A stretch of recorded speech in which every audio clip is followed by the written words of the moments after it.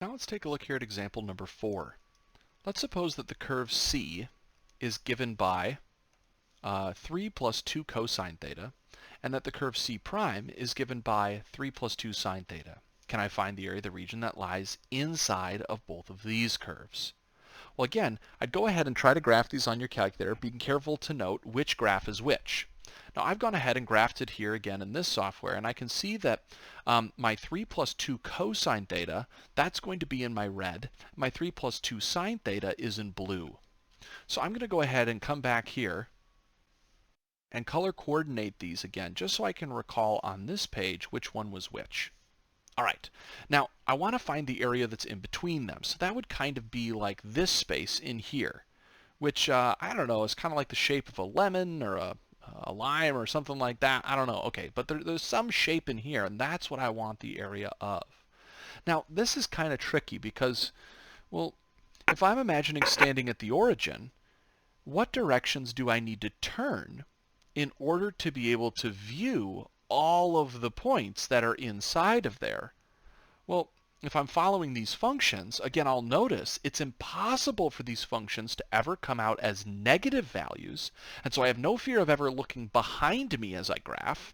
So that means that I can definitely just imagine that if I'm facing in a direction, that's where I'm going to be shading.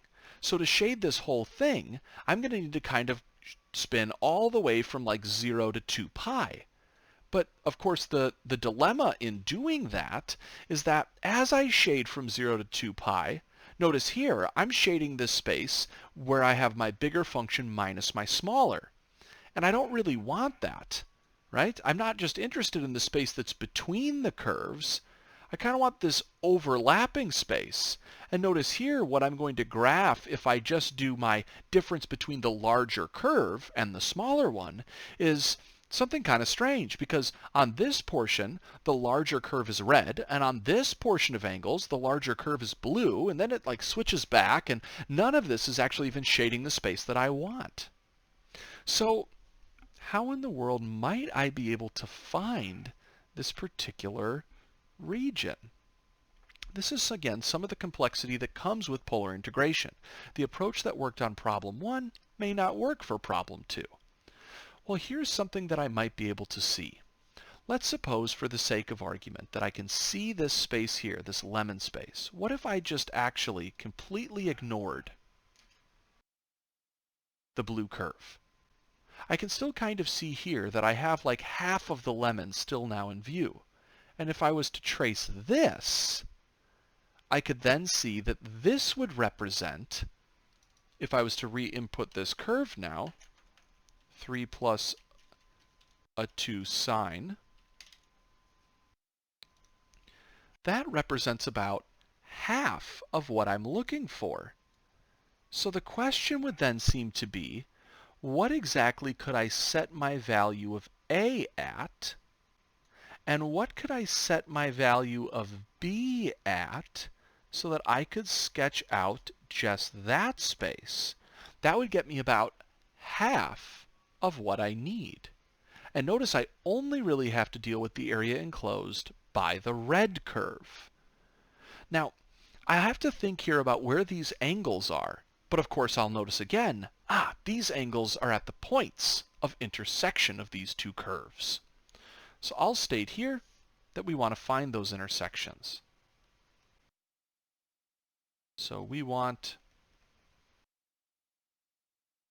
the intersection between these two curves.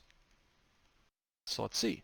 I want to know, when does 3 plus 2 cosine theta come out equal to 3 plus 2 sine theta?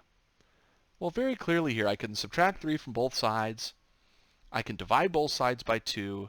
And I'm really just going to get cosine of theta is equal to the sine of theta, right? So I could ask, what are the angles where the sine theta and the cosine of theta are identical? And actually, that's pretty easy. I'm going to have something like pi over 4, of course, plus any amount of 2 pi's, and also 5 pi over 4 plus any amount of 2 pi's. Again here, k is an integer value. So these are going to be the different angles that I could use. And again, there are infinitely many angle choices. However, here I'm just going to focus on using just the values of pi over 4 and 5 pi over 4, as I think that'll just be a little bit easier.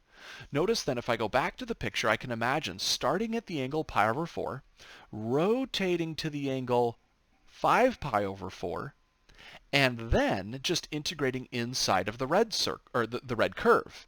If that will get me half of what I want, I can just double the result.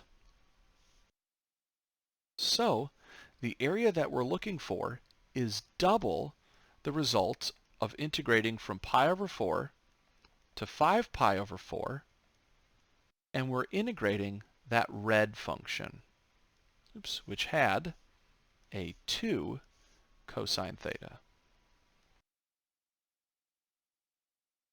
That, of course, gets squared d theta. This is perfect. So this is a really, really nice thing to be able to do, is that I, again, don't always have to deal with both curves on the picture at the same time. I can think about tackling the question whatever way actually works. Again, these aren't the only angles that I could have chosen. I could have chosen lots of different possible angles, and I'll leave it to you to think of some other possible examples that would ultimately generate the result that we should get here.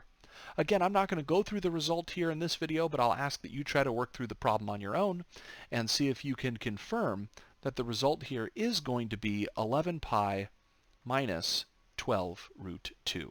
That would be the area of the lemon type shape that we saw in this question.